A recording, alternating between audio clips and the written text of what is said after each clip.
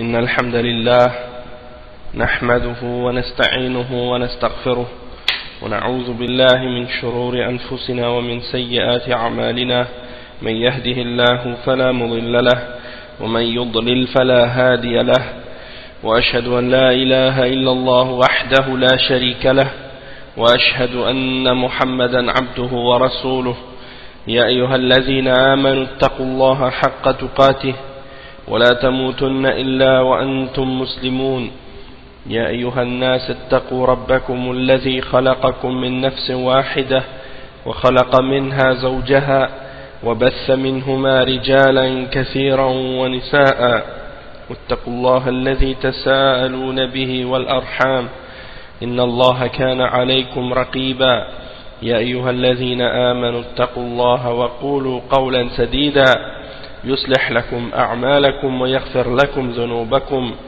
ومن يطع الله ورسوله فقد فاز فوزا عظيما أما بعد إن خير الكلام كلام الله وخير الهدي هدي محمد صلى الله عليه وسلم وإن شر الأمور محدثاتها وكل محدثة بدعة وكل بدعة ضلالة وكل ضلالة في النار أما بعد. Donc on commence aujourd'hui le cours numéro 7 dans la lecture de l'explication du livre Kashf al-Shubuhat, le Sharh de Cheikh Salih al-Fawzan. Et on est arrivé donc à cette partie où le Cheikh répond aux questions qu'on lui pose. Donc on va lire les questions et les réponses et on va commencer la partie suivante de l'explication du matn de qu'est-ce qui suit. Donc Inch'Allah, la question, la première question, Man yaqulu tibbul qulub wa dawa'uha, celui qui dit la médecine des cœurs et le remède des cœurs. كلام للشيخ répond, il dit كلام ما هو بصحيح مجمل طب القلوب باتباع الشرع ودواؤها باتباع الشرع ولكن هذا طب بنفسه ودواؤها بنفسه وأنه ينفع ويضر وهذا ما يصلح هذا يوهم يكفي أن تقول اللهم صل على محمد وعلى آل محمد أو تقول اللهم صل على محمد النبي الأمي. Donc ça c'est une question qui a été posée au cheikh par rapport au fait de dire la médecine des cœurs ou bien le remède des cœurs. Et qu'est-ce que le cheikh veut dire exactement par ça? Il dit que c'est une parole qui est ambiguë, que c'est pas correct de dire ça parce que c'est une parole qui peut avoir plusieurs significations.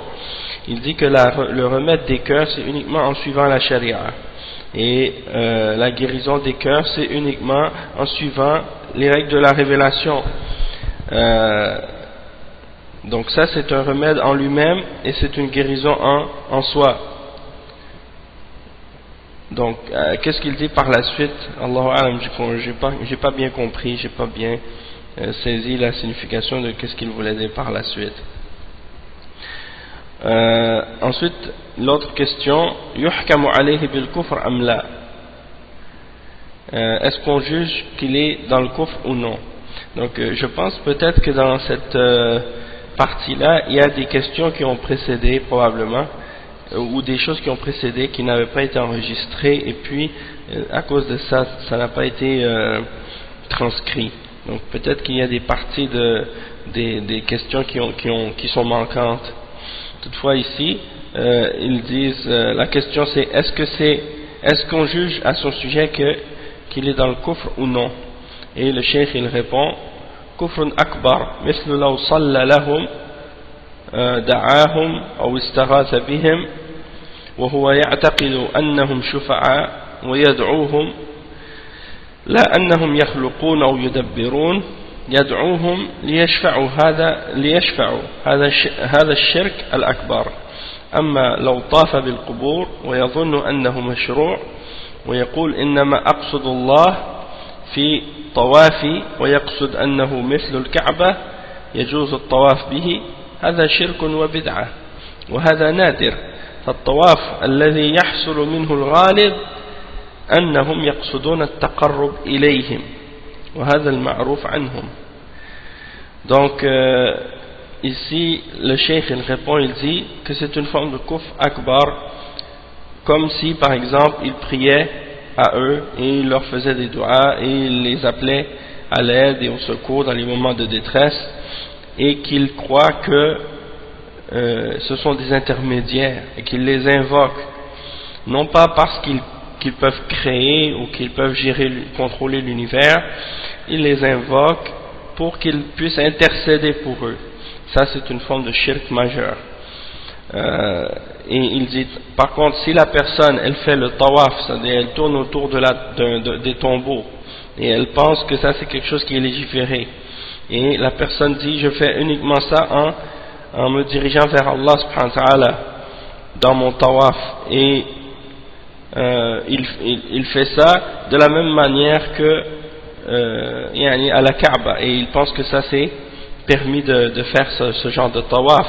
Cheikh il dit ça c'est shirk et bid'a, et ça c'est très rare parce que la majorité lorsque ils font ce genre de tawaf autour des tombes, ils le font avec l'intention de se rapprocher de ceux qui sont dans ces tombeaux là, et ça c'est ce qui est connu à leur sujet.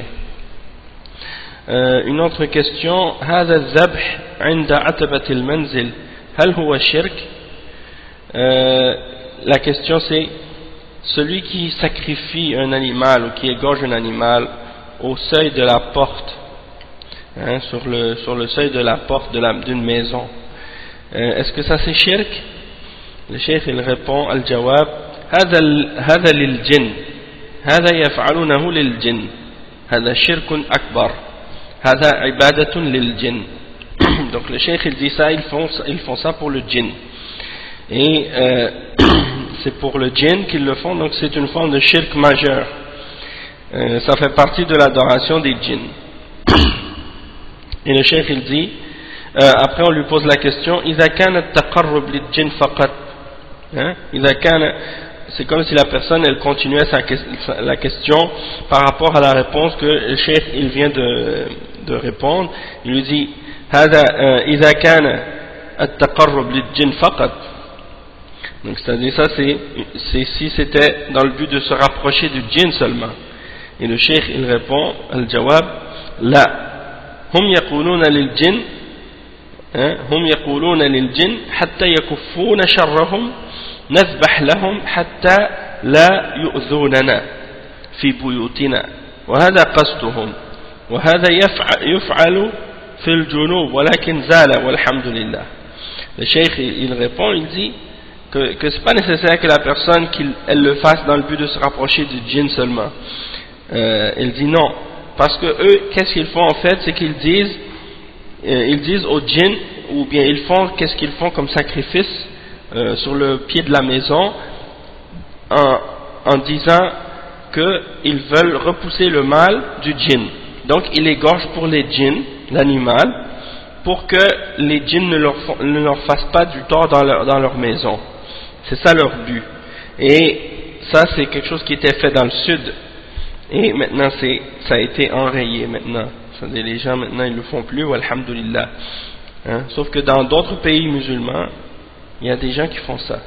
Quand ils construisent une maison ou ils font un projet de construction ou quelque chose comme ça, eh bien ils sacrifient ou ils égorgent un animal à cet endroit-là dans le but de calmer les djinns ou d'apaiser les djinns, ou de faire en sorte que les djinns ne leur fassent pas du tort ou des choses comme ça. Et donc ça c'est courant pour les catégories de personnes qui adorent les djinns. Ensuite, il y a une autre question qui a été posée au cheikh. كثير من الطلبة يفهم من الشرك أنه طلب قضاء الحاجة من الأموات، وأنه إذا طلب من الميت الشفاعة والدعاء يعني يدعو له يقول هذا ليس من الشرك لكن يكون بدعة. Donc l'autre question qui a été posée au cheikh, et ça c'est une question aussi importante, il dit que beaucoup d'étudiants ils comprennent que le shirk c'est le fait de demander aux morts de régler nos besoins et de faire qu'est-ce qu'on a, de nous donner qu'est-ce qu'on leur demande. Et que s'ils demandent aux morts l'intercession et l'invocation, il dit ça c'est un dua pour lui. Donc pour eux ils considèrent que ça c'est pas shirk mais que c'est bid'a. Donc le cheikh il répond الجواب هذا من الشرك الأكبر لا يستطيعون أن يدعوا له ولا يشفعوا له كلهم مرتهنون بأعمالهم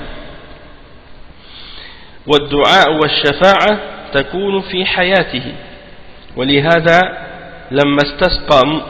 لما استسقى عمر بالصحابة لم يستسقي بالنبي صلى الله عليه وسلم يشفع لهم وإنما استسقوا بالعباس ويزيد بن الأسود وبالدعاء ولو كان هذا شرعي لاستقوا بالنبي صلى الله عليه وسلم وقالوا ادع لنا يا رسول الله. Donc la réponse à cette question, le cheikh il dit, si tu demandes à un mort de faire des doigts pour toi, ou tu demandes à un mort d'intercéder pour toi, ça c'est du shirk akbar. C'est pas seulement une bid'a, hein, c'est un shirk akbar, une forme de shirk majeur. Parce qu'ils ne sont pas capables d'invoquer pour toi, ni d'intercéder pour toi lorsqu'ils sont morts. Eux, ils sont maintenant pris en otage par leurs œuvres. C'est-à-dire, du moment qu'ils sont morts, c'est-à-dire, ils sont pris en otage eux-mêmes par leurs œuvres, par les actions qu'ils ont faites. Et ensuite, il dit, l'invocation et l'intercession, ça c'est durant leur vie, quand ils étaient vivants. On pouvait leur demander durant leur vie d'intercéder pour nous ou de faire des doigts pour nous. Mais lorsqu'ils sont morts, on ne peut plus leur demander et ils ne peuvent plus faire rien pour nous.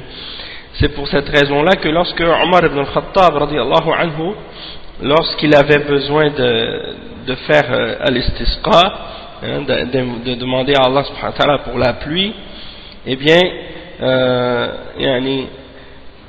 il n'a pas demandé par le prophète sallallahu alayhi wa sallam que la pluie tombe, hein, et il n'a pas demandé l'intercession, il n'a pas demandé au prophète sallallahu alayhi wa sallam d'intercéder pour eux après sa mort.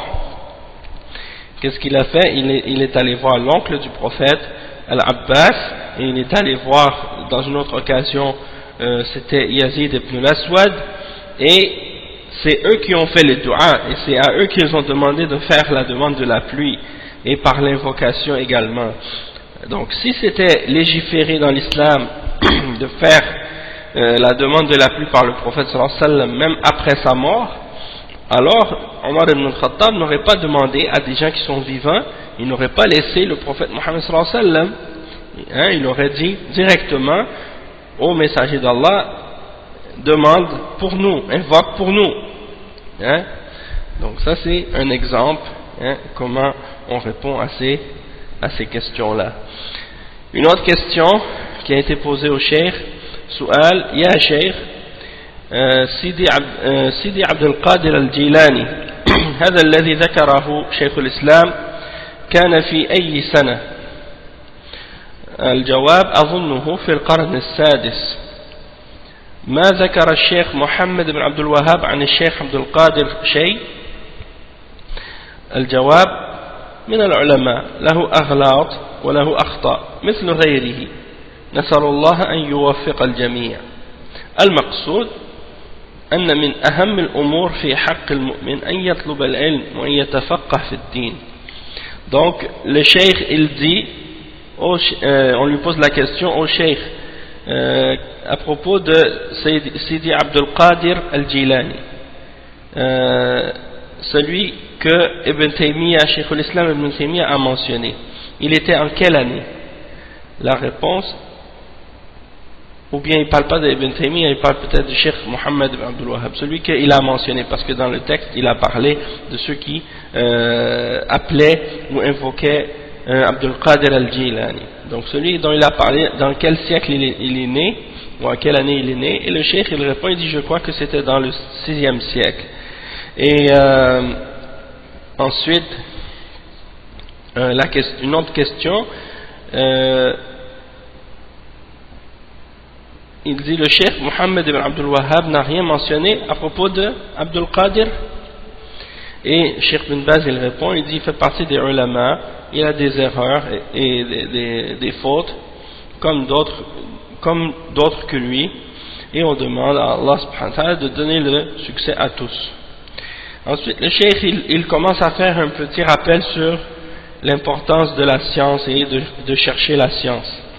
Donc il dit المقصود من أهم الأمور في حق المؤمن أن يطلب العلم وأن يتفقه في الدين، وإذا يسر الله له الدروس في العشاء أو في العصر أو في أي وقت فمن نعم الله العظيمة فليحضرها ويستمع ويستفيد ويسأل. والله عز وجل يقول في كتابه العظيم شهد الله أنه لا إله إلا هو والملائكة وأولو العلم قائما بالقسط. فأولو العلم هم الذين عرفوا الله وعرفوا حقه وعرفوا دينه، والعلم لا يحصل إلا بالتعلم. يقول وما خلقت الجن والإنس إلا ليعبدون، والعبادة لا تكون إلا بالعلم. قال النبي صلى الله عليه وسلم من سلك طريقا يلتمس فيه علما سهل الله له طريقا إلى الجنة. وقال صلى الله عليه وسلم من يريد الله به خيرا يفقهه في الدين. Donc le cheikh il répond, il dit le but c'est d'expliquer que parmi les choses les plus importantes pour le croyant c'est qu'il recherche la science et qu'il cherche la compréhension de la religion. Et si Allah subhanahu wa ta'ala lui facilite les cours après l'Isha ou après l'Asr ou à n'importe quel autre moment, alors ça fait partie des grandes grâces d'Allah subhanahu wa ta'ala, alors que cette personne-là assiste et qu'elle écoute et qu'elle profite et qu'elle pose des questions. Et Allah azza wa jal il dit dans son livre, dans son grand livre, le verset 18 dans surat Al-Imran, que Allah est témoin, ainsi que Allah a témoigné que rien ne mérite d'être adoré excepté lui, ainsi que ses anges et ceux qui détiennent la science. Donc ceux qui détiennent la science, ce sont ceux qui ont connu Allah subhanahu wa ta'ala, qui ont connu le droit d'Allah subhanahu wa ta'ala et qui ont connu sa religion. Et la science ne peut être obtenue que par l'étude et l'apprentissage. Il mentionne ensuite le verset 56 dans Surat Al-Zariyat, dans lequel Allah subhanahu wa ta'ala dit et je n'ai créé les djinns et les hommes que pour qu'ils m'adorent. Et l'adoration ne peut être que par la science, c'est-à-dire tu ne peux pas adorer Allah sans la science. Et le prophète sallallahu alayhi wa sallam a dit celui qui emprunte un chemin dans lequel il obtiendra la science, eh bien Allah subhanahu wa ta'ala lui facilitera par ce chemin un chemin vers le paradis. Et il mentionne un autre hadith dans lequel le prophète sallallahu alayhi wa sallam a dit celui à qui Allah lui veut du bien, il lui facilite, il lui donne la compréhension de la religion. Celui à qui Allah lui veut du bien, il lui donne la compréhension de la religion. Le cheikh dit ensuite فَالتَّفَقُّهُ فِي الدِّينِ هو طريق العبادة وهو طريق السعادة وهو طريق معرفة ما يحبه الله وما يكرهه الله وما أوجبه الله وما نهى الله عنه. فكل مكلف من جن وإنس يلزمه التعلم والتفقه في كل ما لا يسعه جهله حتى يعرف ما خلق له من طاعة الله وما نهى عنه من معاصي الله وحتى يعبد الله على بصيرة.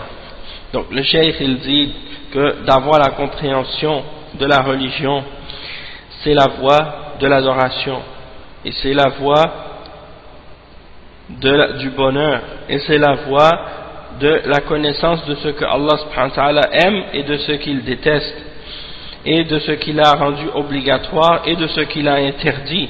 Donc toute personne qui atteint l'âge de responsabilité et de compréhension et de conscience, qu'il soit un djinn ou qu'il soit un être humain, il est obligatoire pour lui, il s'impose à cette personne d'étudier et d'apprendre sa religion et de connaître d'apprendre et de connaître tout ce qu'il n'a pas le droit d'ignorer, hein, pour qu'il puisse savoir la chose pour laquelle ou le but pour lequel il a été créé, hein, comme parmi les différentes formes d'obéissance d'Allah et la connaissance de ce que Allah lui a interdit parmi les péchés et la désobéissance d'Allah, et pour qu'il puisse adorer Allah subhanahu wa ta'ala avec compréhension.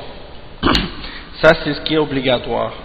Le cheikh il dit هذا واجب على جميع المكلفين من الجن والإنس من الرجال والنساء أن يتفقهوا في الدين وأن يتعلموا، وذلك عن طريق القرآن بتدبر القرآن والإكثار من تلاوته والسؤال عما أشكل، ومن طريق سنة الرسول صلى الله عليه وسلم وأحاديثه، ومن طريق ما يقع من الخطب في الجمع والدروس في المساجد والمواعظ والمحاضرات.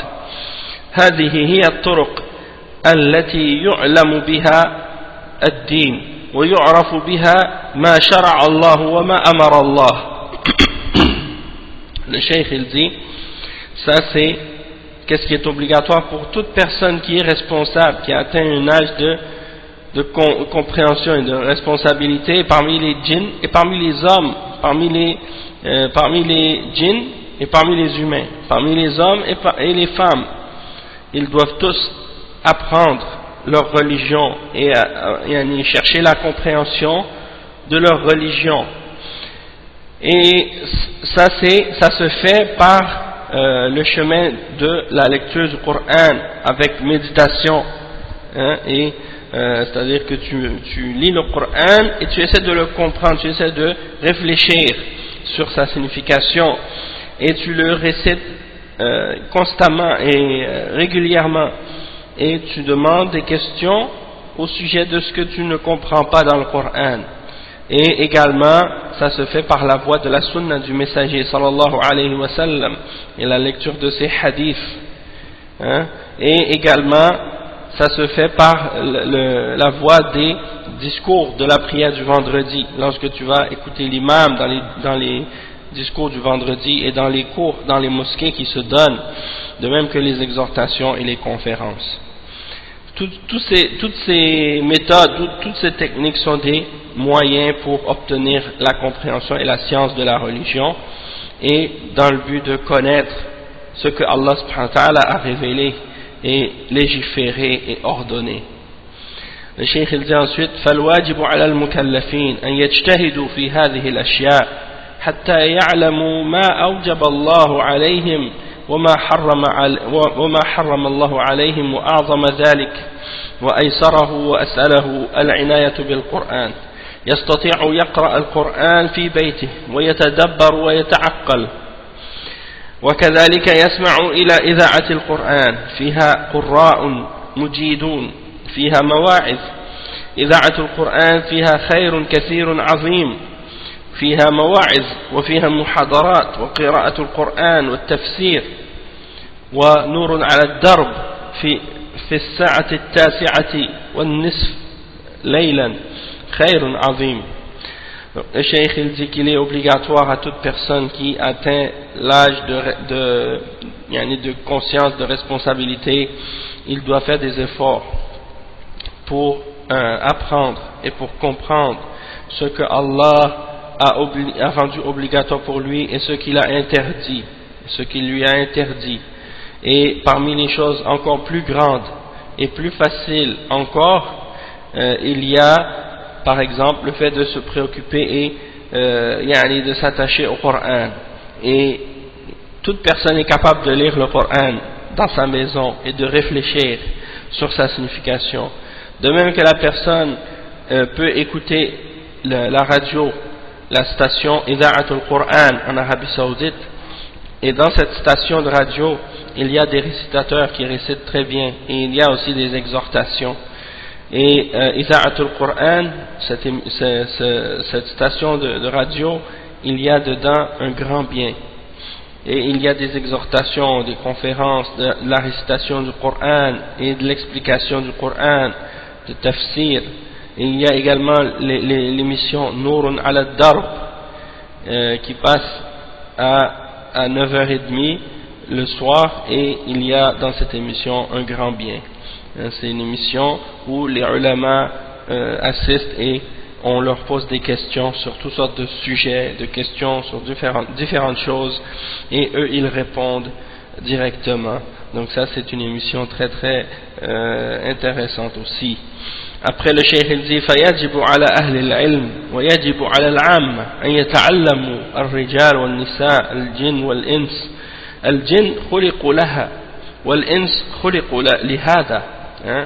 الجن خلقوا لهذا والإنس خلقوا لهذا. فعلى الإنس والجن جميعا أن يتعلموا ويتفقهوا في الدين، وأن لا يتساهلوا في هذا الأمر، سواء كانوا رجالا أو نساء، سواء كانوا معذورين أو غير معذورين من جهة الأمراض وغيرها. فالمعذور الذي لا يحضر الدروس في المساجد يسمع إذاعة القرآن، يسأل بالهاتف ويكتب إلى العلماء ويقول أشكل علي كذا، والآن يسر الله الهاتف فهو نعمة من الله، ويسأل عن طريق الهاتف ويسأل عن طريق المكاتبة، يوصي ثقة يقول اسأل فلان عما أشكل علي من كذا وكذا. وأيضا المرأة كذلك توصي أو تسأل بالهاتف أو تكتب، والأمور بحمد الله ميسرة، ولكن المصيبة الإعراض والغفلة وعدم المبالاة، هذه المصيبة، نسأل الله العافية. Donc le cheikh il dit il est obligatoire à tous, à toute personne, il dit aux hommes de science et aux gens du commun de chercher à apprendre, qu'ils soient des hommes ou des femmes, des djinns ou des humains. Les djinns ont été créés pour cela et les hommes ont été créés pour cela.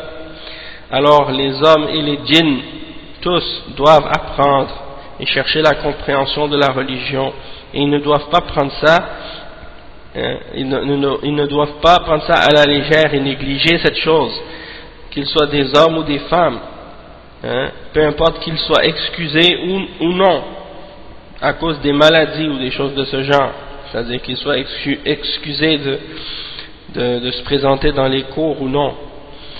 La personne qui est excusée de ne pas assister au cours à la mosquée, il peut écouter la radio et écouter les durus qui se donnent à la radio, ou il peut téléphoner pour poser la question par téléphone, ou il peut écrire aux ulama et leur demander sur les questions sur des choses qui leur causent des problèmes ou qui est compliqué pour eux. Et le cheikh il dit qu'aujourd'hui Allah subhanahu wa ta'ala a facilité par le téléphone, et ça c'est une grande grâce de la part d'Allah subhanahu wa ta'ala. Il demande par téléphone ou il demande par écrit, ou bien il donne la charge à quelqu'un qui est de confiance et qui est fiable, pour que cette personne pose la question pour elle à propos de ce qu'il a comme difficulté à comprendre dans la religion. De même que la femme également, elle peut demander à quelqu'un de poser la question pour elle, ou bien elle peut elle-même demander la question par téléphone ou par écrit. Donc les choses sont facilitées à notre époque, et le problème, malheureusement, le malheur, c'est que beaucoup de personnes se détournent et sont indifférents et insouciants, et c'est ça le grand malheur. Nasalullah al-afiyah. Donc ça c'était un bon rappel du Cheikh Ibn Baz à propos de l'importance de la quête du savoir et de la science de l'islam. Ensuite, il y a d'autres questions qui ont été posées. La question suivante: بالنسبة لدعوة القبوريين هناك ناس يخالفون ويقولون نحن ندعوهم إلى الله عز وجل ومع ذلك يطوفون معهم، فهل هذه الطريقة صحيحة وهل منهجهم صحيح؟ On a posé la question au cheikh à propos de la da'wa de ceux qui sont en train d'adorer les tombes. Lorsque on veut appeler des gens qui sont adorateurs de tombes, il y a des gens qui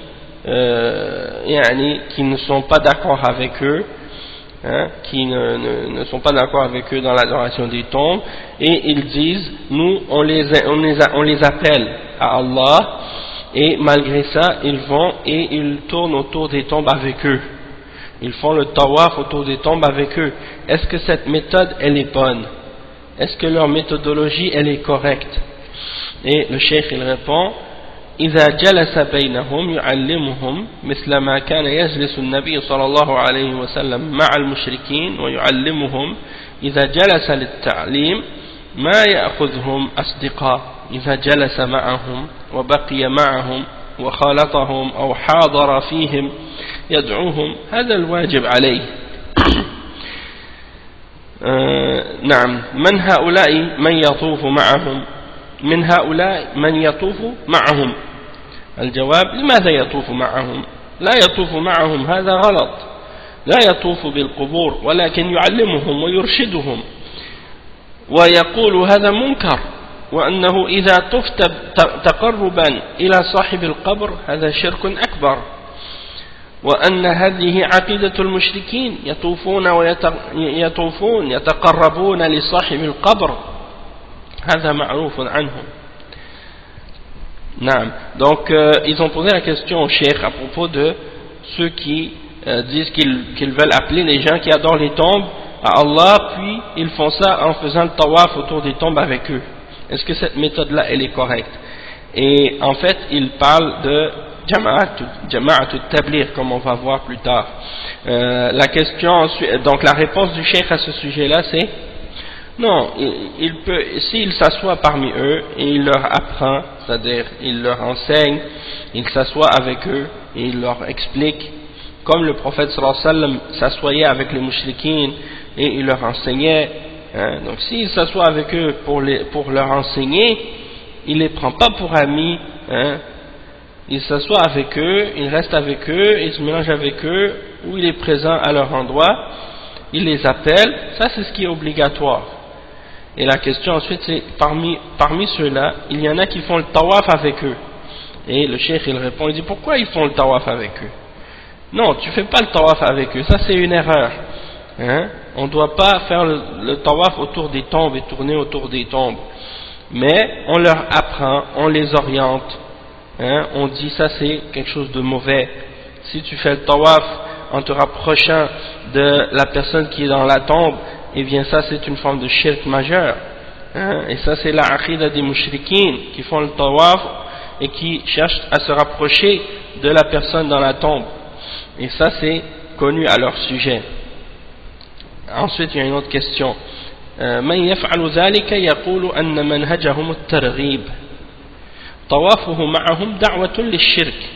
Donc la question ensuite, il y en a qui font ça, c'est-à-dire ils font le tawaf avec eux et ils disent que leur méthodologie c'est par l'encouragement, l'incitation à faire le bien, et donc ils vont avec eux, ils font la même chose qu'eux, puis après ça ils essaient de les amener à l'islam.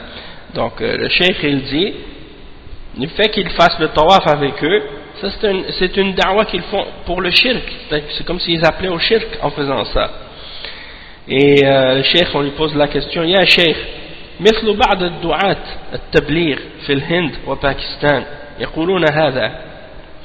Il y en a des gens en Inde et au Pakistan, parmi les gens de tabligh, qui font ce genre de choses, ils disent ce genre de choses, c'est-à-dire ils vont avec ceux qui font le tawaf, ils font le tawaf avec eux pour soi-disant les appeler à l'islam et à appliquer la religion. La réponse, le cheikh il dit: ما بلغني عنهم أنهم يطوفون معهم بالقبور ولكن من فعل هذا فهو ضال مضل نعوذ بالله. Donc le cheikh il répond, il dit: on ne m'a pas transmis cela à leur sujet, qu'ils faisaient le tawaf avec eux autour des tombeaux, mais celui qui fait ça c'est un égaré et un égareur, na'oudhu billah. Le cheikh il dit: man nasha'a bi badiyatin aw bi'atin jahiliyah. Il demande la question au sujet de celui qui a grandi dans dans un endroit loin de la ville, comme dans les déserts ou dans la brousse, ou dans un environnement qui est rempli d'ignorance, de jahiliya. Les gens n'ont pas appris, ils n'ont pas entendu parler du Coran et de la Sunna ou de l'Islam correctement, ils ne connaissent pas nécessairement la religion. Le cheikh il répond, il dit يعلم أن هذا شرك أكبر حتى يتوب يقال له هذا شرك أكبر عليك بالتوبة إلى الله. Donc le cheikh il dit on doit apprendre à ce genre de personnes que ça c'est du shirk majeur jusqu'à ce qu'il se repente. On lui dit ça c'est du shirk majeur, repens-toi à Allah. مثل ما كان المشركون يطوفون بالقبور ونصبوا عند الكعبة 300 صنم وأرشدهم النبي صلى الله عليه وسلم فالذي أجاب وهداه الله الحمد لله والذي ما أجاب مشرك هذا وأغلبهم جهال خرجوا إلى بدر جهال وإلى أحد جهال تابعوا رؤساؤهم قال الله جل وعلا أم تحسب أن أكثرهم يسمعون أو يعقلون إنهم إلا كالأنعام بل هم أضل سبيلا ومع هذا حكم عليهم بالكفر. Donc le cheikh il dit c'est la même chose que qu'est-ce que faisaient les mushrikoun qui faisaient le tawaf autour des tombeaux et ils ont placé autour de la Kaaba 300 idoles et le prophète sallallahu alayhi wa sallam les a appelés et les a orientés à l'islam, les a appelés à l'islam. Celui d'entre eux qui répond à l'appel, alhamdulillah, Allah l'a guidé, donc alhamdulillah. Et celui qui ne répond pas à l'appel, c'est un mushrik. Et la plupart d'entre eux sont des ignorants. La plupart qui sont sortis avec les mushrikines contre les musulmans à Badr, la plupart d'entre eux, ce sont des ignorants. Et la plupart de ceux qui sont sortis à Badr avec les mushrikines pour combattre les musulmans, c'était des ignorants aussi. Et ceux qui étaient partis à Uhud pour combattre les musulmans avec les mushrikines, eux aussi c'était des ignorants. Et ils ont suivi leur tête, leur chef. La plupart des kuffars, c'est des ignorants. Même chez les juifs et les chrétiens, chez les hindous, les bouddhistes, la plupart d'entre eux, c'est des ignorants. Ils font juste suivre leurs prêtres, leurs moines, leurs rabbins, leurs chefs. Ils sont ignorants, mais ils les suivent dans le shirk. Et le cheikh il cite le verset 44 dans Surat Al-Furqan, dans lequel Allah subhanahu wa ta'ala dit est-ce que tu penses que la plupart d'entre eux entend ou réfléchit ou raisonne? Ils ne sont que comme des animaux, comme des bestiaux, même qu'ils sont plus égarés encore du chemin. C'est-à-dire ils sont comme des bestiaux, comme des animaux, ils ne réfléchissent pas. Pourquoi ils sont créés, pourquoi ils font qu'est-ce qu'ils font, ils ne se posent pas de questions. Ils vivent leur vie tous les jours, quotidien, comme ils se lèvent le matin, ils mangent, ils dorment le soir, ils se relèvent le lendemain, ils mangent, et ils dorment le soir, et ils ne se posent jamais la question, mais pourquoi j'existe, pourquoi je vis, pourquoi je fais qu'est-ce que je fais, pourquoi je prie à des statues, pourquoi je prie à des idoles. Ils ne se posent pas la question, c'est des gens comme ça. Et Allah subhanahu wa ta'ala il nous les a décrits de cette manière-là. La plupart d'entre eux, ils ne réfléchissent pas, ils ne se posent pas de questions. Ils font qu'est-ce que leur chef ou la société leur ordonne de faire, et ils le suivent comme des moutons. C'est ça la plupart d'entre eux. Et le cheikh il dit, en terminant, il dit et malgré cela, Allah subhanahu wa ta'ala a jugé que ce sont des gens qui sont dans le kufr, malgré l'ignorance. Donc l'ignorance ici, c'est pas quelque chose qui empêche qu'on dise de ces mushrikines là que ce sont des gens qui sont dans le kufr. Donc c'est ça que le cheikh explique ici. Parce qu'il y a des gens qui vont dire par exemple, non, les chrétiens c'est pas des kuffars parce qu'ils sont ignorants, les juifs c'est pas des kuffars parce que c'est des ignorants, les bouddhistes c'est pas des kuffars parce que c'est des ignorants. Les gens qui adorent les tombes c'est pas des kuffars parce que c'est des ignorants. Donc à la base ce sont tous des ignorants, mais malgré tout Allah subhanahu wa ta'ala les avait décrits comme étant des kuffars et des mushrikines. Donc c'est ça le raisonnement que le cheikh essaie de mentionner. سؤال ما ذكره الشيخ التويجري في جماعة التبليغ.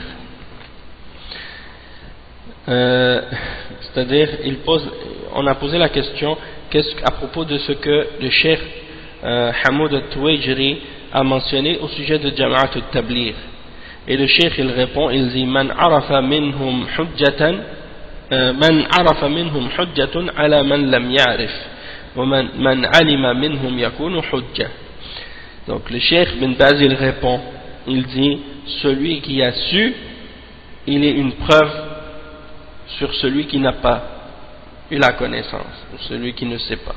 Celui qui sait est une preuve contre celui qui n'a pas de connaissance. Celui qui sait est une preuve. Donc c'est-à-dire que Cheikh Hamoud al-Tuwayjiri il a écrit un livre sur Jama'at al-Tabligh, il a mentionné leurs égarements et leurs fausses croyances, leurs fausses pratiques, leurs bid'a, hein, et donc lui il s'est basé sur des connaissances qu'il avait à propos de Jama'at al-Tabligh. Et donc étant donné que il avait plus de connaissances sur eux que d'autres, eh bien ce qu'il a dit c'est une preuve par rapport à celui qui est ignorant à leur sujet, ou qui a des informations à leur sujet mais qui ne sont pas complètes, parce qu'il y a beaucoup de gens comme ça, ils se basent sur des connaissances limitées ou incomplètes, et puis après le Cheikh Hamoud al-Tuwayjiri c'est un exemple parmi les ulama qui ont mentionné les égarements de Jama'at al-Tabligh dans un livre qu'il a écrit à leur sujet, et il y a d'autres ulama aussi qui ont parlé. Cheikh Ibn Baz au début on lui avait donné des informations à propos de Jama'at al-Tabligh et on leur avait mentionné du bien, et donc il disait certaines choses de bien par rapport à eux. Quand on lui posait la question à propos de Jama'at al-Tabligh au début, c'est ce qu'il disait, certaines qui sont du bien, puis qu'il faut les encourager et ainsi de suite. Puis après par la suite il a dit mais la plupart d'entre eux ce sont des ignorants et ils ne connaissent pas la Aqidah, donc personne ne doit sortir avec eux excepté les gens qui ont de la science, les gens qui ont de la science pour leur enseigner. Et puis par la suite il a dit, quand on lui a posé la question à propos de Jama'at al-Tabligh et des Ikhwan, à la fin, avant de mourir, il a dit qu'ils font partie des 72 sectes d'égarement qui sont menacés de l'enfer. Donc c'est pour dire que le cheikh il avait répondu selon la science, et selon la science qu'il possédait à l'époque. Et il y a le cheikh Falah Ismail qui a expliqué une histoire à ce sujet-là, à propos de, je pense, de Cheikh Mohammed Aman Al-Jami et d'autres shuyukh. C'est qu'il y avait une visite qui avait été organisée par certains ulama pour visiter le centre de Jama'at al-Tabligh. Et étant donné que c'était une visite organisée, qu'est-ce qui est arrivé? C'est qu'ils ont préparé tout pour la visite de ces shuyukh-là, pour leur montrer la meilleure image. Alors qu'est-ce qu'ils ont fait? Ils ont organisé des durus dans Sahih al-Bukhari, dans la mosquée, et ils ont montré toutes des bonnes choses de qu'est-ce qu'ils font, comme si pour montrer qu'ils sont sur la sunna. Et donc quand ils sont arrivés là-bas, les shuyukh ont vu des bonnes choses. Alors quand ils sont retournés, ils ont fait un bon rapport sur Jama'at al-Tabligh et ils ont mentionné ce qu'ils ont vu. Donc ça c'était organisé, c'était arrangé. La personne qui part là-bas et qu'il ne va pas comme faire une visite officielle, il va aller sans être invité ou sans prévenir, il va voir une autre réalité, parce qu'ils ne vont pas savoir justement, ils ne vont pas se préparer. Et c'est ça ce qui est arrivé par la suite. Alhamdulillah, il y a d'autres shuyukh qui sont partis, qui n'étaient pas invités de cette façon-là, et ils ont vu la réalité de ce qui se passait chez ces gens-là, et également il y en a aussi qui faisaient partie de Jama'at al-Tabligh et qui étaient même parmi les gens qui étaient élevés en degré dans ce groupe, hein, qui avaient même donné une bay'a, hein, parce qu'ils ont une bay'a. Et donc qu'est-ce qui est arrivé? Ils ont quitté ce groupe par la suite, ils ont vu leurs égarements et ils ont écrit des livres et des rapports pour clarifier la réalité de ce groupe et qu'est-ce qu'il y a comme égarement et comme ignorance dedans. Et donc par la suite les ulama comme Cheikh Ibn Baz et d'autres ont connu la réalité de qu'est-ce qui était dans ces jama'at, et c'est là qu'ils ont averti les musulmans, mis en garde les musulmans contre ce genre de groupe d'égarement. Donc c'est très important de comprendre ça, parce que eux ils vont Jama'at Tabligh, qu'est-ce qu'ils font maintenant? Ils ont publié des livres, et dans ces livres-là ils mettent toutes les anciennes fatwas des ulama où on mentionnait du bien à leur sujet, et puis ils diffusent ça aux gens gratuitement. Ils donnent ça aux gens maintenant dans leur centre et dans leur mosquée pour créer des shubuhat aux gens, pour leur faire croire que les ulama disent du bien d'eux, alors que ce sont des paroles anciennes, hein, qui ont été réfutées par eux-mêmes, par les ulama même qui sont mentionnés dans ce genre de livre. Donc on lui a posé une autre question ensuite. يا شيخ بالنسبة لأهل المخدرات وأهل الخمور مثلا الدخول معهم في أماكنهم أحسن الله إليكم. الجواب: المقصود إذا كان وقف نفسه للدعوة وليس يتخذهم أصدقاء وأحباب يأكل ويشرب معهم يكون راضيا، لكن يقف عليهم يدعوهم هذا لا يجوز، هذا محرم. يواعدهم في مكان معين، ينصحهم مثل ما كان النبي صلى الله عليه وسلم يعظ المشركين ويتكلم معهم مثل ما صعد الصفا ودعاهم إلى الله عز وجل. Donc le cheikh il dit, on lui a posé la question à propos des gens qui prennent de la drogue ou de l'alcool par exemple, est-ce que c'est permis de rentrer là où ils sont, à l'endroit où ils sont, pour leur faire la da'wa ou des choses comme ça? Et le cheikh il répond, il dit qu'est-ce qu'il faut comprendre, c'est que la personne si elle vient puis elle leur fait la da'wa, il les prend pas, elle ne doit pas les prendre comme devenir amie avec eux comme ça, puis commencer à s'asseoir avec eux, manger, boire et être satisfait de ce qu'ils font. Non, tu viens, tu te tiens, tu les appelles, parce que si tu vas aller t'asseoir avec eux, manger, rester avec eux comme si tu es satisfait de ce qu'ils font, ça c'est pas permis, ça c'est haram. Mais tu leur donnes un rendez-vous à un endroit spécifique, puis tu leur donnes la nasiha comme le prophète sallallahu alayhi wa sallam faisait lorsqu'il faisait l'exhortation aux mushrikines. Il leur parlait lorsqu'il est monté par exemple sur As-Safa, il a commencé à les appeler à Allah, et bien ça c'est un exemple. Après une autre question, بعضهم يكون في حالة سكر لما أنصحهم في مكان. Donc il dit certains d'entre eux, peut-être ils vont être ivres lorsque je vais leur parler dans un endroit spécifique. Le cheikh il répond et dit على كل حال يروا الأوقات المناسبة يقول لهم موعدكم في المكان الفلاني تحضرون للدعوة وإذا كانوا صادقين يحضرون. Donc le cheikh il dit de toute façon il voit les moments les plus qui conviennent le mieux, et il leur donne un rendez-vous à tel ou tel endroit pour qu'ils assistent, pour qu'ils puissent venir pour la da'wa, et s'ils sont sincères ils vont se présenter. الداعي إذا أراد أن ينصح هل يسمح بالمنكر أمامه؟ الجواب لا ينكر عليه. Donc la personne qui fait la question c'est la personne qui fait la da'wa, si elle veut donner la nasiha, est-ce qu'il peut permettre qu'on fasse le munkar, qu'on fasse le péché devant lui?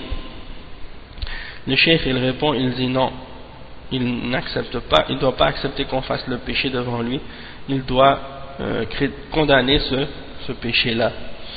As-su'al, la question suivante, at-tawaf bil-Ka'ba, لما كان المشركون يطوفون بها كانوا يقصدون الأصنام 360 صنما أو ماذا كانوا يقصدون؟ الجواب ما أدري والله، هم يعبدونهم للتقرب إليهم، أما الطواف الله أعلم، لكن هم ما نصبوها إلا ليتقربوا إليها ويتشفعون بها. Donc on a posé la question au cheikh au sujet du tawaf qu'il faisait autour de la Kaaba, les mushrikoun. Il dit, est-ce que lorsqu'ils faisaient le tawaf autour des tombes, est-ce qu'ils avaient comme intention les 300 idoles qui étaient autour, les 360 idoles qui étaient autour, ou bien c'était pas ça leur intention? Et le cheikh il répond, il dit je sais pas, par Allah je sais pas, mais il les adorait et il cherchait à se rapprocher de ces idoles. En ce qui concerne le tawaf, Allahu a'lam, mais ils les ont installés là, les idoles, uniquement pour se rapprocher par celle-ci et pour demander l'intercession. Une autre question ensuite c'est مثل دعاة القبور لو أرسلنا إليهم أشرطة كتيبات عن التوحيد الجواب هذا ينفع هذا من سبل الدعوة. Quelqu'un a posé la question par rapport aux gens qui adorent les tombes et qui appellent à l'adoration des tombes. Il dit, si on leur envoyait des cassettes audio et des petits livres sur le tawhid, le cheikh il répond, il dit ça c'est quelque chose de bénéfique et ça fait partie des moyens de faire la da'wa. Et une autre question, as-su'al ya cheikh, قوله تعالى إنهم عن السمع لمعزولون هل المقصود بها الإنس؟ Il mentionne un verset dans lequel Allah subhanahu wa ta'ala dit ils ont été écartés de l'écoute. Est-ce qu'on parle des êtres humains ici? Et le cheikh il répond, il dit al-maqsoud biha al-jinn, bihada al-jinn alladhina yastasriquna as-sam' an al-mala' al-a'la. Il dit on parle ici dans ce verset des djinns qui essaient de voler des choses qu'ils entendent des scribes, des anges qui écrivent. Donc ils essaient de voler des informations qu'ils écoutent. Donc ils ont été éloignés de cette écoute-là. Wallahu ta'ala a'lam. Donc ça c'est pour les questions et réponses. Il y en avait beaucoup aujourd'hui. Donc maintenant on va lire le texte, Inch'Allah, de Kashf al-Shubuhat. Et on va lire la 4e shubha dans le livre. Le cheikh il dit wa'lam, le cheikh Muhammad ibn Abdul Wahhab rahimahullah il dit wa'lam أن هذه الشبه الثلاث هي أكبر ما عندهم فإذا عرفت أن الله وضحها لنا في كتابه وفهمتها فهما جيدا فما بعدها أيسر منها. Donc le cheikh il dit sache que ces 3 shubha c'est les plus grandes shubhat qu'ils ont. Donc si tu as compris que Allah subhanahu wa ta'ala les a clarifiés dans son livre et que tu as compris ça de façon claire et bien que tu les as bien compris, sache que ce qui vient par la suite est encore plus facile à comprendre. Donc la shubha c'est la suivante, la 4e shubha, فإن قال أنا لا أعبد إلا الله وهذا الالتجاء إلى الصالحين ودعائهم ليس بعبادة. Donc c'est ça leur shubha, c'est-à-dire ils nient que ils nient l'adoration des hommes pieux et que ils nient que ce qu'ils font pour les hommes pieux c'est une adoration, malgré qu'ils les invoquent et qu'ils égorgent des animaux pour eux, ils sacrifient pour eux. Donc ils disent par exemple, et si le cheikh il dit, et si il dit moi je n'adore que Allah, et le fait que je demande le refuge aux hommes pieux et que je les invoque, ça c'est pas de l'adoration. Le cheikh il dit فَقُلْ لَهُ أَنْتَ تُقِرُّ أَنَّ اللَّهَ فَرَضَ عَلَيْكَ إِخْلَاصَ الْعِبَادَةِ لِلَّهِ فإذا قال نعم فقل له بين لي هذا الذي فرضه عليك وهو إخلاص العبادة لله وحده وهو حقه عليك. Donc si dis-lui, est-ce que tu es d'accord, est-ce que tu approuves que Allah subhanahu wa ta'ala a ordonné ou a rendu obligatoire pour toi que tu l'adores avec pureté et avec sincérité, c'est-à-dire que tu lui voues une adoration qui est exclusive?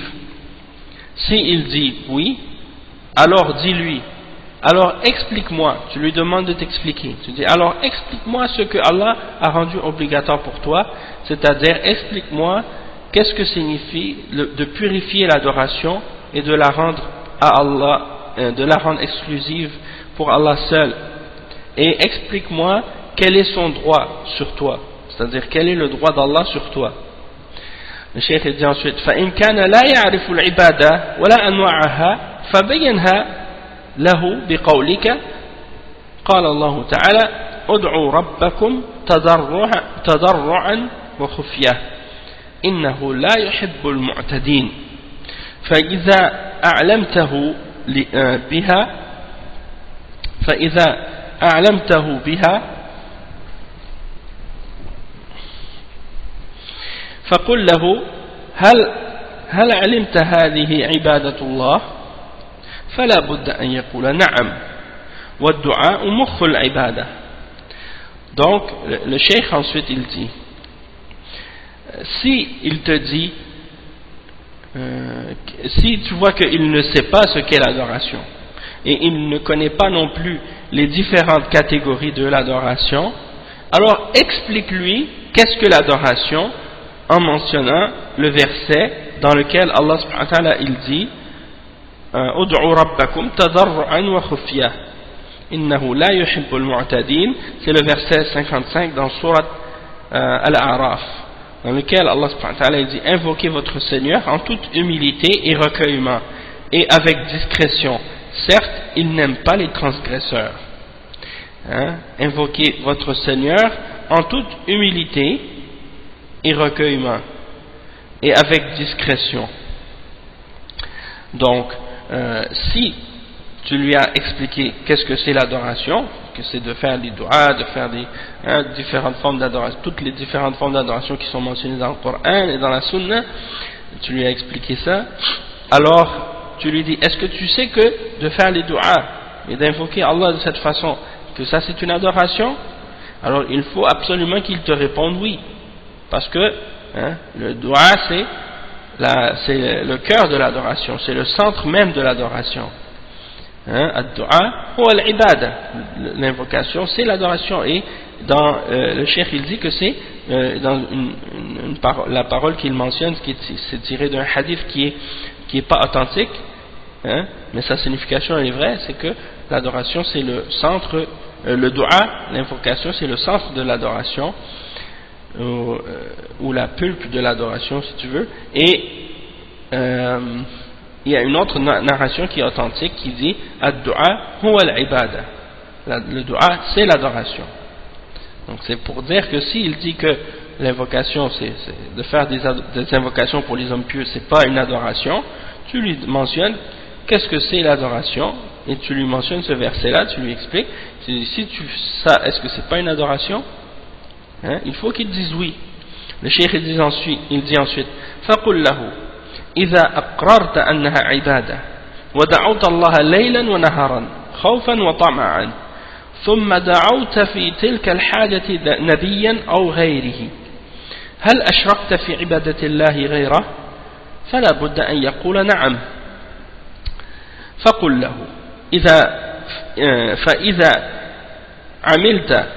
فإذا علمت بقول الله تعالى فصل لربك وانحر وأطعت الله ونحرت له هذا عبادة فلا بد أن يقول نعم فقل له إذا نحرت لمخلوق نبي أو جن أو غيرهما هل أشركت في هذه العبادة غير الله فلا بد أن يقر ويقول نعم.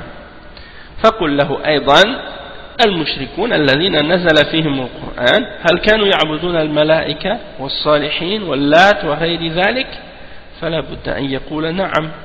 فقل له هل كانت عبادتهم إياهم إلا في الدعاء والذبح والالتجاء ونحو ذلك وإلا فهم مقرون أنهم عبيده وتحت قهره وأن الله هو الذي يدبر الأمر ولكن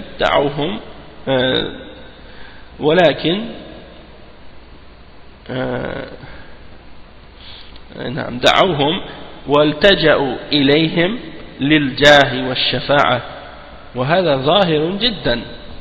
Donc la suite c'est comme si le cheikh il argumente avec eux, il leur mentionne pour leur montrer que ce qu'ils disent c'est une contradiction, pour leur montrer que l'adoration, qu'est-ce que c'est l'adoration, pour qu'ils voient par eux-mêmes leur contradiction. Donc il dit, donc si tu as su que c'est une adoration et que tu invoques, tu as su que l'invocation c'est une adoration, tu es d'accord avec ça, et que tu invoques Allah nuit et jour par crainte et par espoir, puis que par la suite tu invoques pour avoir un besoin quelconque un prophète ou autre, est-ce que dans ce cas-là tu as associé avec Allah dans son adoration? Est-ce que tu as associé avec Allah autre que lui dans l'adoration? Il faut absolument qu'il te réponde oui. Et tu lui dis ensuite, et si tu as su que Allah a dit dans le verset 2 dans Surat Al-Kawthar, et prie pour ton Seigneur et sacrifie pour lui, immole pour lui, et que tu obéis à cet ordre d'Allah et que tu vas immoler ou sacrifier un animal, est-ce que ça c'est une adoration que tu as fait? Et il faut absolument qu'il te réponde oui. Alors dis-lui, et si tu as égorgé un animal ou sacrifié un animal pour une créature, un prophète ou un djinn ou autre, est-ce que dans ce cas-là tu as associé avec Allah dans son adoration autre que Allah, tu as associé d'autre que Allah avec Allah dans l'adoration? Il faut absolument qu'il te réponde oui. Alors tu lui dis également, et les mushrikoun à l'époque du prophète sallallahu alayhi wa sallam, ceux sur qui le Coran a été révélé, c'est-à-dire ceux au sujet de qui le Coran a été révélé, Allah a parlé dedans le Coran, est-ce qu'ils adoraient les anges? N'est-ce pas qu'ils adoraient les anges et les hommes pieux et Allah et d'autres également? Il faut absolument qu'ils répondent oui. Alors dis-lui, est-ce que leur adoration pour ces différentes créatures était autre que l'invocation, le sacrifice et la recherche de chercher le refuge en ces créatures-là, et ainsi de suite, parce que sinon, eux, ils étaient d'accord et ils acceptaient le fait qu'ils sont des esclaves d'Allah et qu'ils étaient sous l'emprise d'Allah subhanahu wa ta'ala, et que Allah subhanahu wa ta'ala c'est lui qui gère tout et qui contrôle tout dans l'univers. Mais ils les ont invoqués et ils se sont tournés vers ces créatures-là pour demander la protection et le refuge, parce qu'ils ont un statut et parce qu'ils demandent l'intercession. Et ça c'est très très apparent, très clair. Donc c'est ça leurs arguments. Les mêmes arguments que vous, c'est-à-dire vous les gens qui adorez les tombes, que vous présentez. Vous présentez les mêmes arguments que les mouchriquines à l'époque du prophète sallallahu alayhi wa sallam. Donc maintenant le cheikh bin Baz, il va expliquer maintenant qu'est-ce que le cheikh Mohammed ibn Abdul Wahhab vient juste de clarifier. Donc il dit Bismillahir Rahmanir Rahim, Alhamdulillah wa sallallahu wa sallam ala rasulihi wa ala alihi wa sahbihi wa sallam tasliman amma ba'd. فإذا عرفت أن هذه الشبه الثلاث قد بان بطلانها وهي أكبر ما عندهم، عرفت أن ما بعدها أهون منها، قدم الشبه الثلاث. Donc le cheikh il dit, donc après l'introduction, au nom d'Allah, tout miséricordieux, le très miséricordieux, louange à Allah et paix et salut sur le prophète Mohammed sallallahu alayhi wa sallam, sur ses compagnons et sur sa famille, et ensuite, lorsque tu as su que ces trois shubuhat qu'il a mentionné et qu'il a détruit, qu'il a mentionné la fausseté, qu'il a prouvé la fausseté, sont les trois plus grandes shubuhat qu'ils ont, donc tu as su que par la suite, qu'est-ce qui vient comme shubuhat ensuite, sont plus faibles encore, sont plus faibles et encore plus faciles à détruire. Et il mentionne maintenant les trois premières shubuhat. قدم الشبه الثلاث. قوله كون المشركون يشركون مع الله في الخلق والرزق وأنا لا أشرك بالله شيئا أعرف أن الله هو الخالق الرزاق. بين له أنهم ما أشركوا في الخلق يعرفون أن الله هو الخلاق الرزاق. وكذلك إذا قال إن الشرك هو عبادة الأصنام بينت له أن المشركين عبدوا الأصنام وغير الأصنام. فإذا قال أنا لا أعبد الصالحين وإنما أتقرب إليهم ليشفعوا لي فقل هذا قصد المشركين ما عبدوهم لأنهم يخلقون ويرزقون عبدوهم ليشفعوا لهم ويتقربون إليهم ويقربوهم إلى الله هذا هو فنفس ما قلت هو الذي فعلوه. Donc les trois premières shubuhat, le cheikh il les résume ici. Il dit, quand il a dit le mushrik, que le fait que les mushrikoun font le shirk avec Allah, c'est dans la création et dans le rizq. Et il dit, moi je ne fais pas le shirk avec Allah, j'associe rien avec Allah, je sais que Allah c'est lui le seul créateur et le seul qui donne la subsistance. Là, dans ce cas-là, on leur a répondu, on leur a expliqué que les mushrikoun n'ont pas fait de shirk dans la création. Ils savent que Allah était le seul créateur, le seul pourvoyeur. Et on a mentionné les preuves de ça dans le Coran. Ensuite, l'autre shubha, c'est lorsqu'il dit que le shirk, c'est l'adoration des idoles. En voulant dire, moi j'adore pas des idoles, je me rapproche des hommes pieux, je leur demande l'intercession, donc c'est pas une idole, c'est un homme pieux. Donc c'est pas la même chose. C'est un prophète, c'est un ange. Et le cheikh il dit, eh bien on leur a répondu à cette shubha en leur disant que les mushrikoun, à l'époque du prophète sallallahu alayhi wa sallam, ils n'adoraient pas que les idoles. Ils adoraient les idoles, mais ils adoraient aussi autres que les idoles, comme les prophètes, les anges, les djinns, les hommes pieux, ainsi de suite. Donc c'est la même chose. Et la troisième shubha, فإذا قال أنا لا أعبد الصالحين وإنما أتقرب إليهم ليشفعوا لي. Donc si il te dit par exemple le mushrik, ben moi je n'adore pas les hommes pieux, je fais juste me rapprocher d'eux pour qu'ils intercèdent pour moi, pour qu'ils puissent intercéder pour moi. Eh bien tu leur dis, ça c'est exactement la même chose que ce que voulaient les mushrikoun lorsqu'ils adoraient leurs idoles et les hommes pieux et ainsi de suite.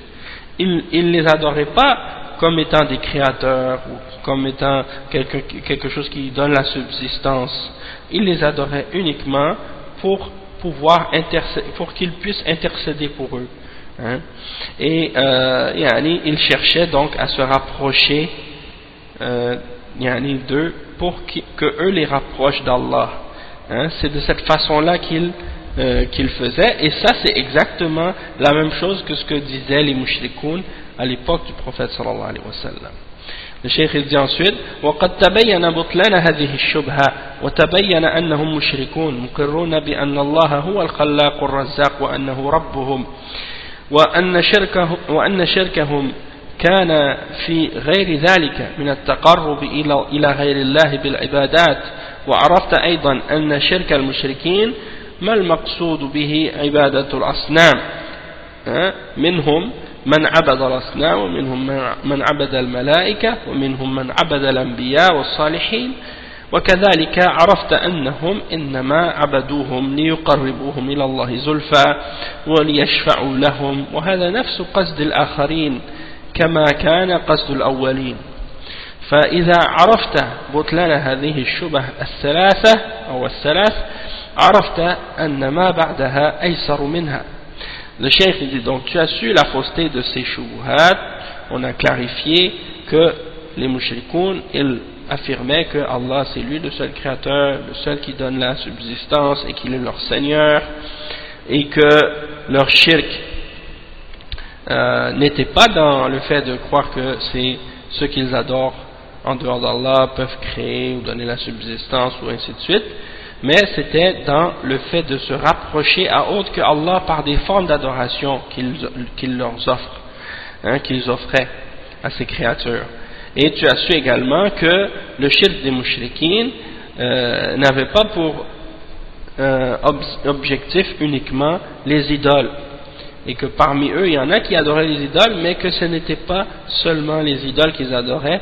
Parmi eux il y en a qui adoraient les anges, d'autres qui adoraient les prophètes, et d'autres qui adoraient les hommes pieux.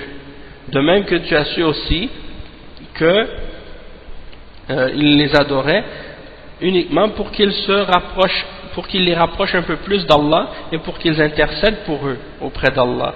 Et ça c'est le même but que les adorateurs d'idoles et de tombes aujourd'hui ont comme intention lorsqu'ils se rapprochent des hommes pieux. Donc c'est exactement la même chose, c'est-à-dire que ce que les mushrikoun à l'époque faisaient, c'est la même chose. Et l'intention qu'ils avaient, c'est la même intention que les mushrikoun d'aujourd'hui. Ok?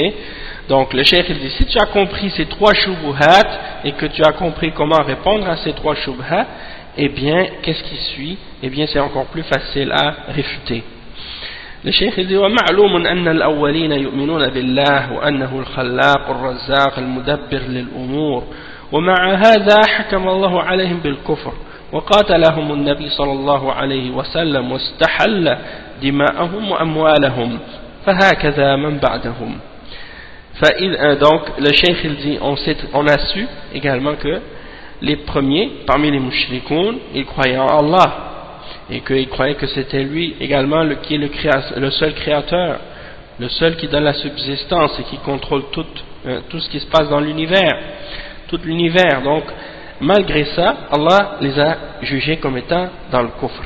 Et le prophète Mohammed sallallahu alayhi wa sallam les a combattus pour ça et a rendu leur sang et leurs biens licites. Et de même que ceux qui sont venus par la suite parmi les gens qui faisaient le shirk. Ils ont été combattus. Donc le cheikh il dit فإذا قال أنا لا أعبد إلا الله فقل له ما معنى العبادة فسر. Donc s'il te dit moi j'adore pas autre que Allah, j'adore que Allah, tu lui demandes c'est quoi l'adoration, explique-moi qu'est-ce que c'est, parce que la plupart d'entre les gens qui font le shirk aujourd'hui, parmi les gens qui se disent musulmans qui adorent les tombes, si tu leur demandes c'est quoi l'adoration, ils ne savent pas qu'est-ce que c'est.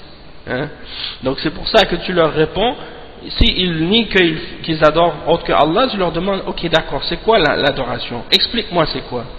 فإذا قال أنا أعتقد أن الله الخالق الرزاق فقل له مضى أن هذا أقر به المشركون يقرون بأن الله الخلاق أو الخالق الرازق وأنه ربهم ومدبر أمورهم. Donc le cheikh il dit, et si il te dit moi je crois que Allah c'est lui le créateur et celui qui donne le risque, alors tu lui dis on a déjà expliqué, on a déjà expliqué et on a déjà confirmé que les mushrikoun à l'époque ils affirmaient que Allah subhanahu wa ta'ala c'est lui leur créateur et celui qui donne la subsistance et que c'est lui leur Seigneur, et que c'est lui qui gère tout dans l'univers et qui contrôle tout. On a déjà affirmé ça et confirmé ça. فإن قال أنا لا أعبد إلا الله ولكن أعتقد في الصالحين أنهم يشفعون ويقربون قل هذا هو الشرك الأولين. Fassir ma ma'na ibadatullah. Donc, s'il te dit par la suite, moi je n'adore pas excepté Allah, j'adore personne excepté Allah, mais je crois que les hommes pieux peuvent intercéder pour moi et qu'ils peuvent me rapprocher d'Allah. Alors tu lui réponds et tu lui dis, ça c'est exactement le shirk que faisaient les premiers mushrikines. Alors explique-moi, qu'est-ce que c'est la signification d'adorer Allah? C'est quoi adorer Allah? Tu lui demandes de t'expliquer. فإذا قال عبادة الله أني أدعوه وأطلب منه الهداية والرزق فقل هذه العبادة التي تؤمن بها وتقر بها أنها عبادة لله إذا دعوته تطلب الرزق وتطلب الشفاء وتطلب كذا هذه عبادة فإذا صرفتها لغير الله طلبتها من الولي من الصنم من الجن من الملائكة ألا تكون أشركت بالله في هذه العبادة فلا بد أن يقر وهكذا الصلاة والذبح فإذا صلى العبد لله وذبح لله هذه عبادة فيقول لا بد ولا بد نعم فإذا ذبح لغير الله ذبح الإبل والبقر أو الغنم أو الأصنام أو صلى لها ذبح الإبل والبقر أو الغنم أو الأصنام أو صلى لها أو سجد لها ألم يكن عبادة لها فلا بد أن يقول نعم محجوج. Donc le cheikh il dit, donc explique-moi c'est quoi l'adoration. Alors la personne, si elle dit l'adoration d'Allah c'est que moi je l'invoque et je lui demande la guidance et la subsistance, alors tu lui réponds cette adoration en laquelle tu crois et que tu affirmes que c'est une adoration d'Allah, si tu invoques Allah subhanahu wa ta'ala en lui demandant le risque, en lui demandant la guérison, en lui demandant quelque chose, une chose quelconque, tu es d'accord que ça c'est une adoration pour Allah.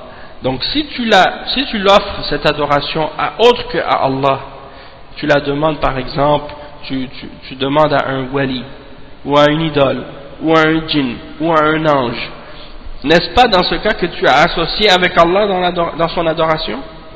Et il doit absolument affirmer et confirmer que oui, il doit affirmer et confirmer. La même chose pour la salat, la même chose pour le sacrifice. Si le serviteur prie pour Allah, fait la salat pour Allah, sacrifie pour Allah, est-ce que c'est pas une adoration? Il faut absolument qu'il dise oui. Donc, si c'est une adoration pour Allah quand tu le fais pour Allah, donc si tu le fais pour autre que Allah, comme tu égorges un animal comme un chameau ou une vache ou un mouton pour les idoles, ou que tu pries à l'idole, ou que tu te prosternes à l'idole, n'est-ce pas que ça c'est une adoration pour l'idole? Il faut absolument qu'ils disent oui. Alors dans ce cas-là, tu l'as réfuté, tu as établi la preuve contre lui dans ce cas-là.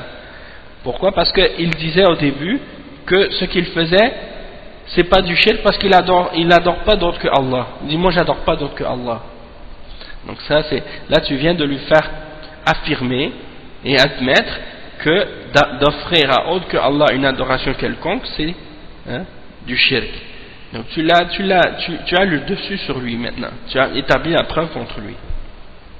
Ensuite le cheikh dit وبهذا يتبين بطلان شبه المشركين وأن من فصلها وانتبه لها وجادلهم بالحكمة والأسلوب الحسن يتضح الأمر ومن أراد الله هدايته وأن من أراد الله شقاوته فلا حيلة فيه. Donc le cheikh il dit par ces deux exemples-là, il dit par cela tu viens de clarifier la fausseté des shubuhat des mushrikin, et que tu viens de montrer que celui qui détaille les choses, hein, et qui fait attention, donc qui fait noter ces choses-là aux gens qui commettent ce shirk, et qui argumente avec eux avec sagesse et avec une bonne méthode, eh bien il clarifie, les choses sont clarifiées par la suite.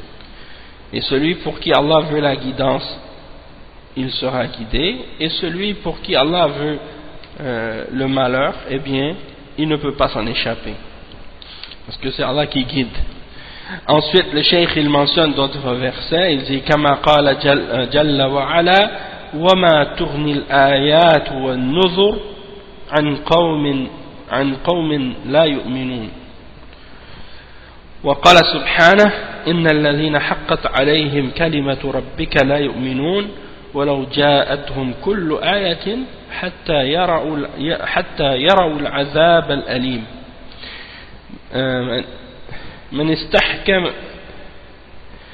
من استحكمت في حقه الشقاوة ما ينتبه يجحد يعاند ولو جاءته كل آية. فأبو جهل وعتبة ابن ربيعة وأشباههم جاءتهم الآيات فسر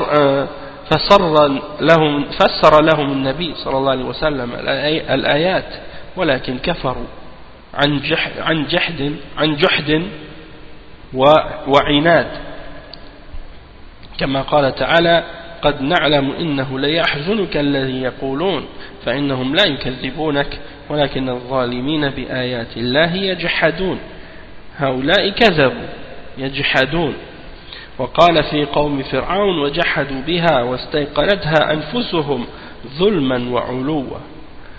Donc le cheikh il mentionne des versets pour montrer que beaucoup d'entre les kuffars et les mushrikines, Allah subhanahu wa ta'ala les a égarés, hein, les a égarés, et que c'est des gens orgueilleux, et des gens qui rejettent la vérité après l'avoir connue, et avec compréhension, ils ont compris les preuves clairement, mais ils ont refusé de se soumettre par orgueil et par fierté. Il mentionne le verset 101 dans Surat Yunus. Il dit mais ni les preuves, Allah subhanahu wa ta'ala dit ce qui signifie, mais ni les preuves ni les avertisseurs parmi les prophètes ne suffisent à des gens qui ne croient pas. Il n'y a rien que tu peux faire pour faire comprendre aux gens qui ne croient pas ou qui ne veulent pas croire, peu importe tous les versets et les signes que tu leur amènes. Hein? Et il mentionne également les versets 96 et 97 dans Surat Yunus aussi.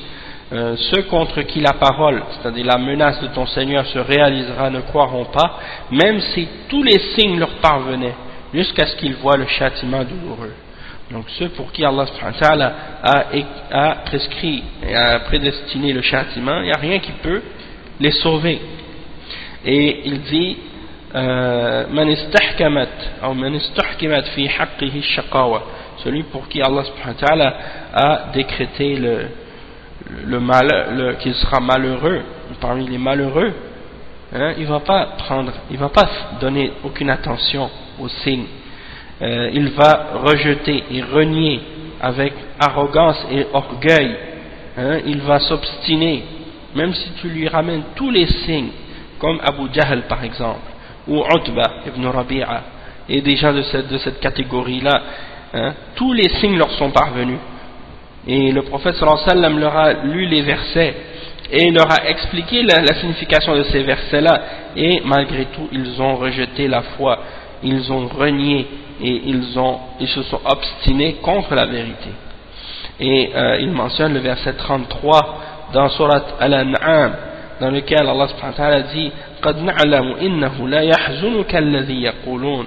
Nous savons que ce qu'ils te disent, hein, t'attriste, mais ce n'est pas toi qu'ils renient, mais les injustes renient les signes d'Allah, hein? Donc ils ont traité les signes d'Allah de mensonges et ils les ont reniés. Et il mentionne au sujet du peuple de Pharaon dans le verset 14 dans Surat An-Naml وَجَحَدُوا بِهَا وَاسْتَيْقَنَتْهَا أَنفُسُهُمْ ظُلْمًا وَعُلُوًّا.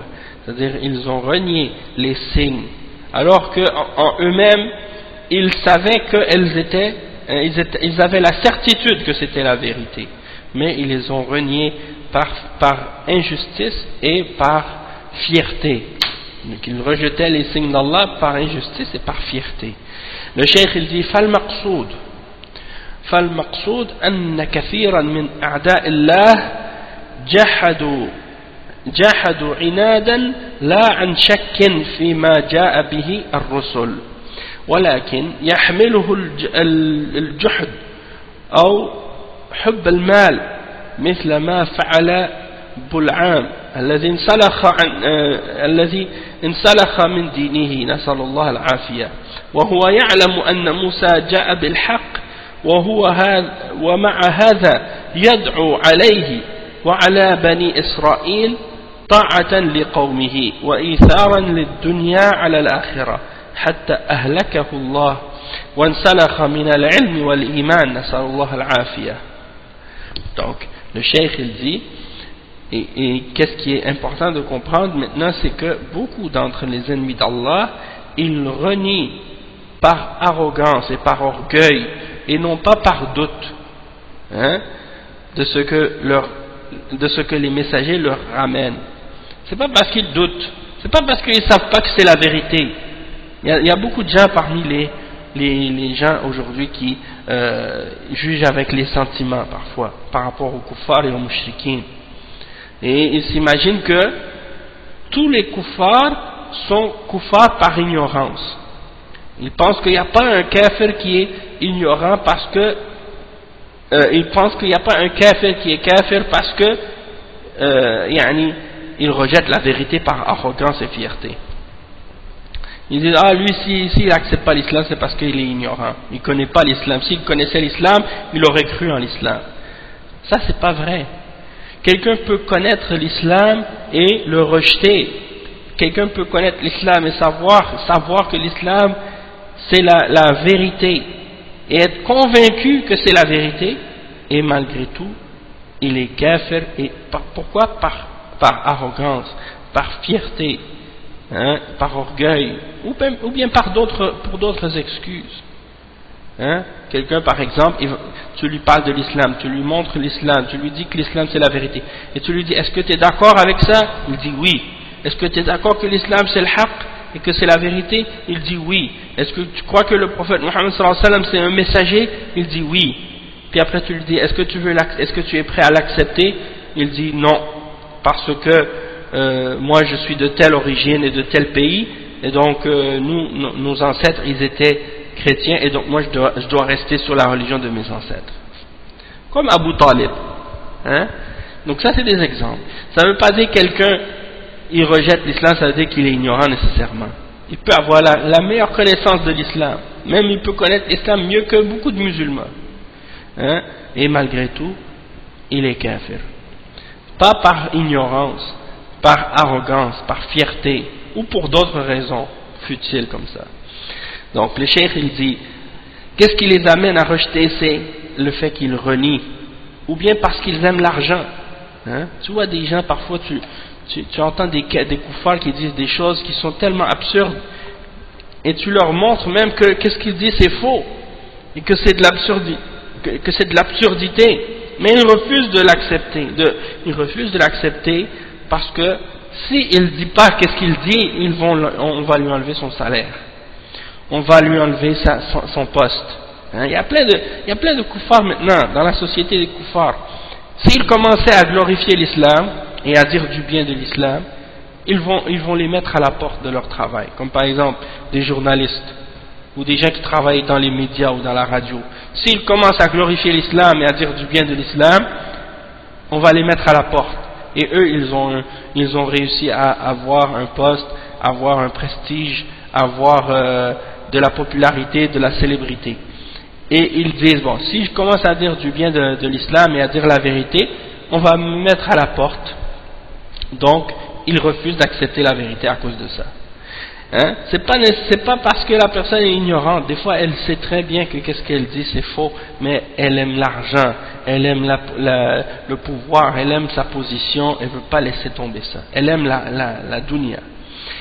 Et le cheikh il donne l'exemple de Bul'am. Bul'am, c'était un homme qui vivait à l'époque de Moussa alayhi salam, et Allah subhanahu wa ta'ala lui a donné un don, c'est que à chaque fois qu'il invoquait, il était exaucé. Hein? Et qu'est-ce qui est arrivé, c'est que il était avec Moussa alayhi salam au début, mais par la suite, qu'est-ce qui est arrivé, c'est que je me rappelle plus les détails, mais à un moment donné, il a invoqué contre Moussa alayhi salam et son peuple. Il a fait ça pour obéir à son peuple à lui. Donc il savait que Moussa alayhi salam est sur la haqq, et ce que Moussa alayhi salam faisait c'était la vérité. Hein? Puis qu'est-ce qu'il a fait? Il a invoqué contre Moussa et contre Bani Israël à l'époque. Et il a fait ça pour obéir à son peuple. Hein? Et parce qu'il préférait la dunya à l'au-delà, parce qu'on lui avait promis plein de choses de la dunya s'il faisait ça. Et qu'est-ce qu'il a fait? Il s'est détaché complètement de sa connaissance et de sa religion, et il a préféré la dunya, et il a fait des doigts. C'est de lui qu'on parle dans le verset, dans Surat Al-A'raf, à la fin. Dans Surat Al-A'raf, à la fin de Surat Al-A'raf, il y a un verset qui parle de lui justement. Je vais essayer de vous rattraper, de vous retrouver le verset en question. واتل عليهم نبأ الذي آتيناه آياتنا فانسلخ منها فأتبعه الشيطان فكان من الغاوين ولو شئنا لرفعناه بها ولكنه أخلد إلى الأرض واتبع هواه فمثله كمثل الكلب. C'est le verset qui commence, le verset 175 à 176. Et 177 aussi, 178, 179. Donc vous pouvez lire de 175 à 179. C'est-à-dire, et raconte-leur l'histoire de celui à qui nous avions donné nos signes et qui s'en écarta. Le diable donc l'entraîna dans sa suite, et il devint ainsi du nombre des égarés. Et si nous avions voulu, nous l'aurions élevé par ces mêmes enseignements, mais il s'inclina vers la terre et suivit sa propre passion. Il est semblable à un chien qui allaite. Si tu l'attaques et qui allaite si tu l'attaques et qui allaite si tu le laisses. Tel est l'exemple des gens qui traitent de mensonges nos signes. Eh bien, raconte le récit, peut-être réfléchiront-ils. Donc ce verset-là, si tu regardes dans Asbab al-Nuzul, les causes de la révélation, ou bien dans les tafsirs des ulama sur ce verset, il mentionne l'exemple de Bul'am. Donc c'est à ce sujet-là. Donc, nasallallahu al-afiyah, qu'Allah nous préserve de ça. Et après il dit, wal maqsoud anna al-mushrikin aqsam. Donc qu'est-ce qu'on doit comprendre, c'est que les mushrikoun sont différentes catégories, ils ne sont pas une seule catégorie comme certains s'imaginent. Les kuffars ne sont pas tous dans une seule catégorie. Il y a plusieurs catégories de kuffars, plusieurs catégories de raisons et de motivations derrière le kufr. Ce n'est pas une seule sorte de kufr qui existe.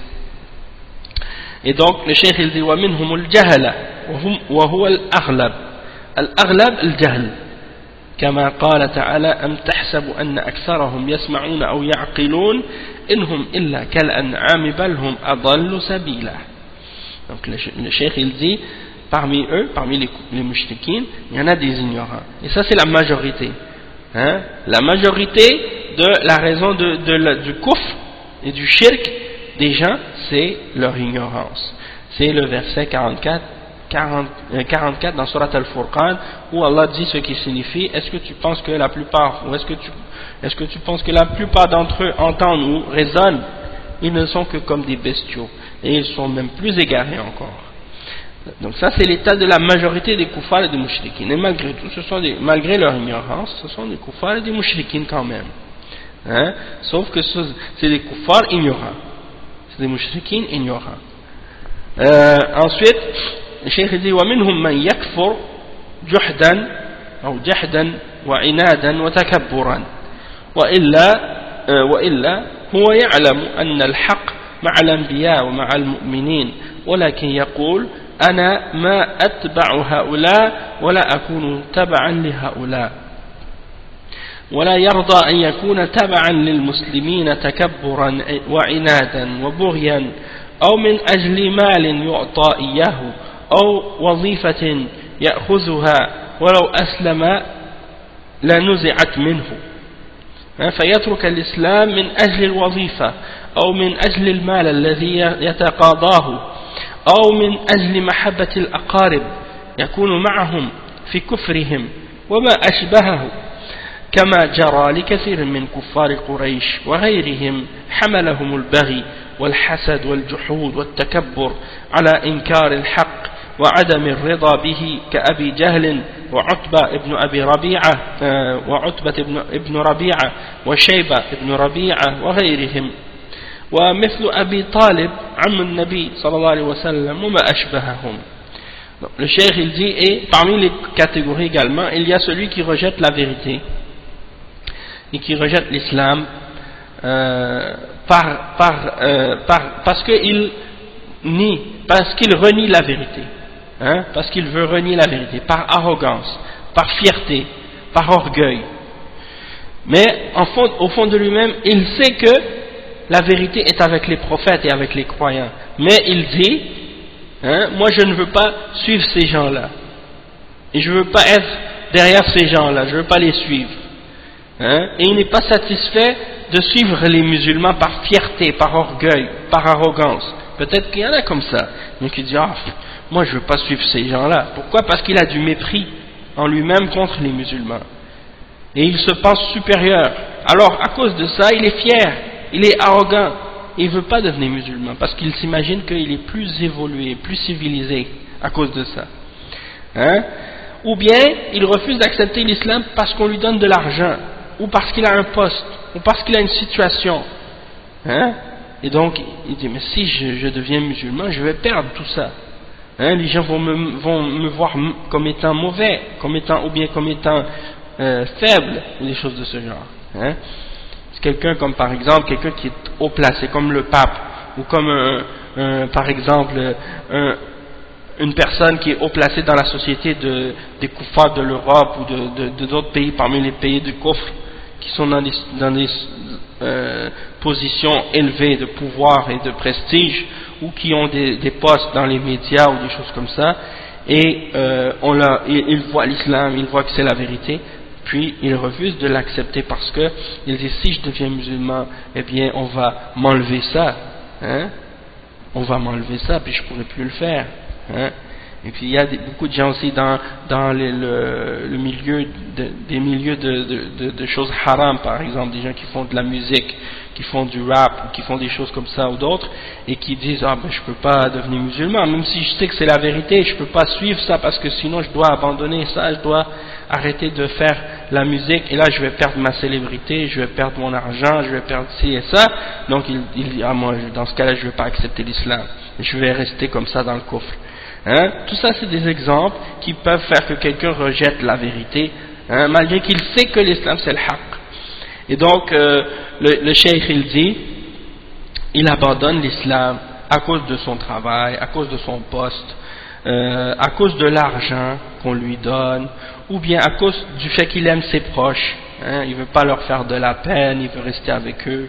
Il sait que sa famille sont des mouchriquines, des koufars, et si je deviens musulman, ils vont être tristes, ils vont être en colère contre moi, donc je vais rester dans le coffre, malgré qu'il sait que l'islam c'est le haqq. Donc tout ça c'est arrivé parmi les koufars de Quraysh.